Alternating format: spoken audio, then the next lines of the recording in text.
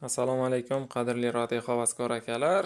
Ko'pchilikka tanish bo'lgan radio stansiya Baofeng UV5R. Testoviy variant men uchun bu. Radio stansiyalarni tekshirib ko'rish uchun. Radio stansiyaning akkumulyatori o'ldi. Вообще ishlamaydi, yonmaydi ham akkumulyator bilan. Men undoq sim ulab, mana hozir blok pitaniya bilan ishlayapti. Stol ustiga e'tibor bermaymiz. Bardak har doimgidek. Qilib o'tgan ishim yangilik emas. Internetda juda ko'p ma'lumot bor va yana bitta yangi ma'lumot shundoq bir qo'shishga men ham qaror qildim. Hozir ichini ko'rsataman.